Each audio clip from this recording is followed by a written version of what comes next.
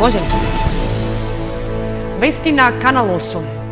Официјалниот почеток на жетвата на оризот е на прагот, а земјоделците немаат големи очекувања за родот што ќе го соберат. Ниту се надеваат на откупи добра цена, ниту пак имаат пари да ги подмират веќе направените трошоци или предстојните за да им платат на комбајнерите. На неколку дена пред официјалниот почеток на жетвата на оризот, земјоделците од Кочанскиот регион не се расположени да зборуваат за очекувањата од новата реколта.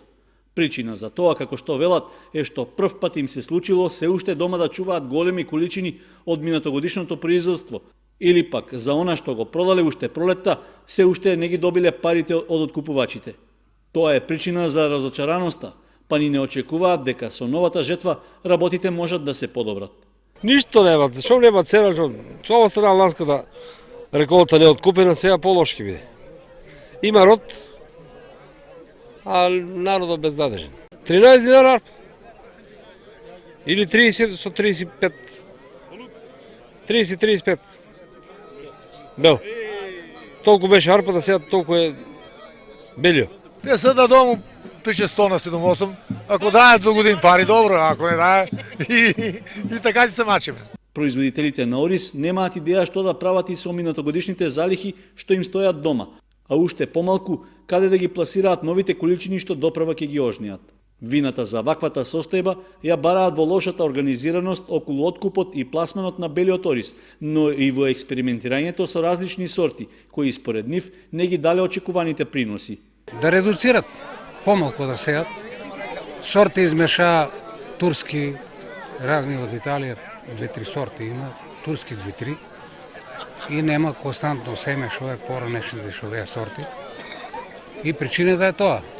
Пестицидите, заштити, водите за праскање не се квалитетни. И тоа е. Принос сега ще ме понеја приколицата дали има од 2 декара 700 кила.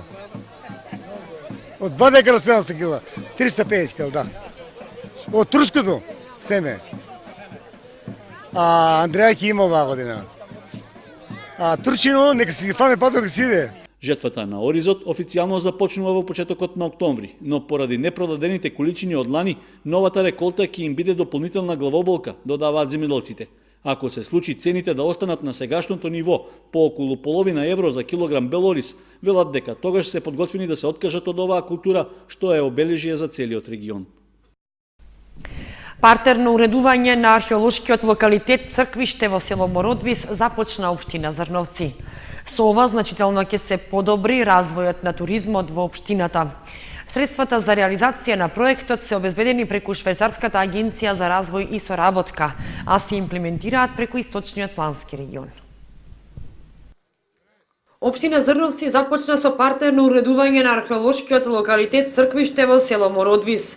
Се планира уредување и асфалтирање на улиците до локалитетот, со цел да се обезбеди подобар пристап на посетителите, а ќе биде изградено и едно катче за одмор и релаксација. Во овој дел ќе биде изграден еден летниковец и тоа исто така ќе бидат изградени, ќе биде поставена урбана опрема и надвор од самиот летниковец, ќе бидат поставени клупи, корпи за отпадоци, стази за каде што ќе можат луѓето да се движат и исто така самиот овој дел ќе биде осветлен. Предвидено е и решавање на атмосферските води, кои што на овој дел често надоаѓаат, затоа сите околни вади ќе бидат избетонирани. Со уредување на овој локалитет во многу ќе се придонесе за развивање на туризмот во општината. Финансиските средства во висина од 30.000 швајцарски франци за уредување на локалитетот Црквиште се обезбедени преку Швајцарската агенција за развој и соработка, а се имплементираат преку Источниот плански регион. Општина Зрновци започна со уредување на платановите стебла во село Мородвис. Ќе се прави реставрација на сувите стебла и истите ќе бидат заштитени со ограда. Со ваквото уредување значително ќе се подобри туризмот во општината. Општина Зрновци работи на партерно уредување на платановите стебла во село Мородвис, познати како чинарите, кои се стари над 5 века и представуваат вистинска реткост на природата во овој дел. Овде ќе се направи комплетна реставрација на сувите стебла на овие платанови стебла, меѓутоа исто така и самите тие ќе бидат оградени за да не може да дојде до физичко оштетување. А истовремено, значи, целата оградување ќе служи за да може, значи, и локалното население, меѓутоа исто така и посетителите да можат да одморат, бидејќи сета ова ограда ќе биде поставена во вид на клупи за седење. Сите овие туристички содржини, вклучувајќи и етно куќата во село Мородвис, ќе придонесат за развој на туризмот во општината. Тука како природна реткост е и кањонот на реката Зрновка, кој што е интересен и специфичен, изобилува со голем број на природни базени и патеки погодни за прошетки, како и места погодни за викенд, пикник и слично. Општинскиот совет за безбедност во сообраќајот ги достави препораките до Советот на општината во врска со предлозите за воведување еднонасочен сообраќај на неколку улици во централното градско подрачје на Кучани. Освен за нив, од општината размислуваат сличен режим да се воведе и на дел од улицата 4-та македонска бригада. Со позитивни и негативни забелешки излезе Општинскиот совет за безбедност во сообраќајот во врска со предлозите за воведување еднонасочно движење на возилата на неколку улици во Кочани. Мислењето е доставено до Советот на општината по анализата што била направена со броење на возилата на самите критични точки што би се појавиле со измената на режимот на движење, а предвид биле земени и самите радиуси на крстосниците, ширината на улиците и бројот на пешаците што се движат по нив. При тоа има позитивен став за предлогот по булеварот ВМРО да има еднонасочен сообраќај во правец југ-север, односно од двојниот мост до шопинг центарот. Со тоа ќе се постигне раздвојување на сообраќајот уште на самиот влез во централното подрачје, односно одделување на возилата кои продолжуваат за излез кон Оризари и на возилата кои сакаат да продолжат кон центарот на градот. За улицата Кеј на Револуцијата се предлага во иднина движењето да остане север-југ, односно да се вози само во правецот кај мостот кај шопинг центарот до кружниот тек кај полициската станица. Од Општинскиот совет за безбедност во сообраќајот оценуваат дека е добро решението улицата Доктор Николик да биде еднонасочна на потегот од зградата на ЕВН до управната зграда на комуналното предпријатие Водовод со правец на движење север-југ. Оценка е дека улицата Илинденска треба да биде еднонасочна на потегот од соборниот храм Свети Ѓорги до средновековната кула со правец на движење југ-север, а кракот кој продолжува кон улицата 14-та бригада да се користи во двата правци. Во меѓувреме, од општинската администрација размислуваат покрај овие да се воведе и еднонасочен режим на улицата 4-та македонска бригада, која води кон населбата Текешински Лозја. Предлогот е движењето на возилата да биде од улицата Димитар Влахов кон Скопска, односно да се избегне спуштањето по удолницата. Со тоа ќе се намалел застојот и метежот при приклучувањето кон Димитар Влахов и опасностите за пешаците. Доколку предлогот биде прифатен од надлежните сообраќајни служби во Министерството за внатрешни работи, тогаш еднонасочниот сообраќај и на оваа улица би бил воведен во пакет со останатите за кои веќе се водеше расправа. Тројца карикатуристи од Австрија, Македонија и Србија се добитници на наградите на фестивалот Инвиница Веритас. Така решила фестивалската жири комисија по распишаниот конкурс за најдобра карикатура. Карикатуристот Клаус Питер од Австрија е правонаграден на меѓународниот фестивал за хумор и сатира Инвиница Веритас. Втората награда му припадна на Петар Јанков од Македонија, а третата на Тошо Борковиќ од Србија. Делата на овие карикатуристи се прогласени за најдобри од пристигнатите вкупно 370 од Македонија, Бугарија, Србија, Хрватска, Словенија и уште 30 други земји во светот. Жири комисијата што годинава ги оценуваше пристигнатите творби ја сочинуваа председателот Мирослав Ѓоргиевски и членовите Братислав Димитров, Кристина Атанасова Арсова и Валекс Александров. Инаку фестивалот на хуморот и сатирата во Виница започнува на 3 октомври и во текот на 5 фестивалски денови на програмата се најавуваат исто толку театарски комедии, а како придружни содржини се планирани една промоција и изложба на карикатури. Организатор на 8-миот поред Винички фестивал на хуморот и сатирата е Домот на културата Тошо Арсов, а покровители се локалната самоуправа и Министерството за култура. Деталите околу текот на сите активности на овогодишниот Инвиница Веритас ќе бидат соопштени на пресконференција најавена за петок. Музеот Теракота во Виница ја отвори изложбата на плакати од Полската уметничка школа. Меѓу изложените дела се и плакатите на македонскиот автор Лазе Трипков, следбеник и ученик на полската плакатна уметност. 50 уметнички дела, плакати од врвните полски мајстори, основачи на Полската школа за плакат, се на увид и на виничани.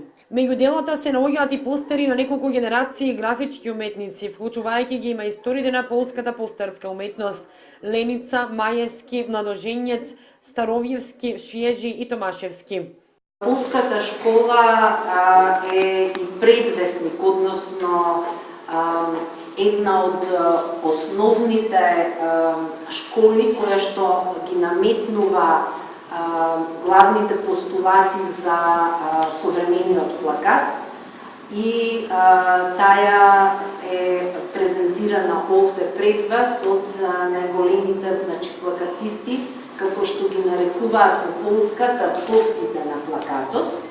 Меѓу изложените дела се и плакатите на македонскиот автор Лазе Трипков, следбеник и ученик на полската плакатна уметност, а како што најави Намичева, наскоро ќе се организира и конкурс за туристичка промоција на Македонија низ светот. Ние ќе продолжиме и оваа година, така што ќе имаме повторно една работилница за плакат во рамки на манифестацијата Скопје плакат, која што ќе се одржува во ноември месец во музеј на град Скопје. Во рамките на истата таа манифестација ние ќе организираме еден конкурс за млади македонски плакатисти, кој што е на тема туристичката промоција на Македонија во светот. Во галеријата во Виница плакатите ќе можат да се видат во наредните неколку дена, а истата е дел од вкрстената соработка на Музеот Теракота со Музеот на град Скопје и Министерството за култура.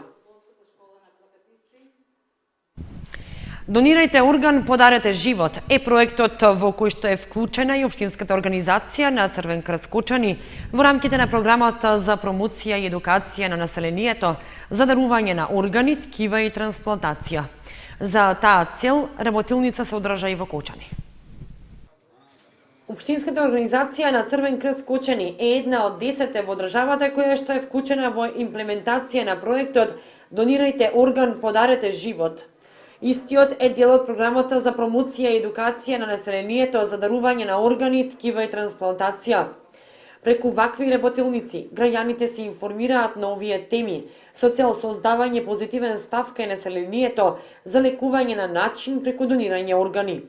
Целта на овој проект е во рамките на програмските активности на Црвениот крст во полето на здравствената превенција е да врши едукација и едукација на населението и промоција за дарување на органи, ткива и трансплантација. Исто така да го информира населението за овие теми со цел да се создаде позитивен став кај населението за овој начин на лекување, почитувајќи ги принципите на хуманост, солидарност и почит кон човекот. Во рамките на овој проект ќе бидат реализирани 2 вакви работилници, од кои после оваа во октомври ќе биде спроведена уште една работилница, а понатаму ќе следува и трибина на истата тема. Проектот е финансиран од Комерцијална банка АД Скопје. Со финалното излекување на главната награда автомобил, викендов завршува големата наградна игра на Кидго и Тера маркети. До сега се одржаа 3 излекувања, при што на верните потрошувачи им беа доделени голем број вредни награди.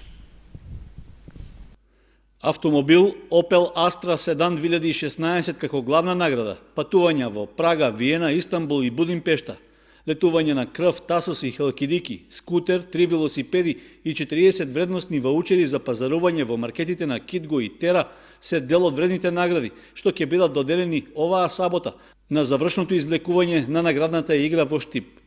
Главното излекување од наградната игра Купувај и добивај со Кидго и Тера маркети ќе се одржи пред новоотворениот супермаркет Кидго во Штипската населба Сењак со почеток во 12 часот. Во излекувањето ќе учествуваат сите досегашни недобитни летоци од 12 градови во државата. Настанот ќе биде збогатен и со музичка програма, а како специјални гости на главното излекување ќе бидат Владко Лозановски и Антонија Гиговска. Излекувањето е од јавен карактер и сите посетители ќе можат да го проследат, да уживаат во настанот и да бидат дел од многуте изненадувања и промоции, а домаќин и водител на настанот ќе биде Жарко Димитриевски, заштитното лице на оваа наградна игра. Со секоја направена сметка од минимум 300 денари во Китго и Тера маркетите, потрошувачите добиваа купон и леток на каса, како и можност да учествуваат во големата наградна игра. Летокот се пополнува со личните податоци, на истиот се лепат добиените купони, а потоа се оставаат во означена кутија во самиот маркет. Наградната игра на Китго и Тера маркетите започна на 28 април годинава и се одвиваше во 12 градови во државата, со 3 месечни извлекувања што се одржаа во Струмица, Неготино и Кочани. Главното извлекување, како што рековме, е на 1 октомври во Штип, а учесниците се надпреваруваат за голем број вредни награди.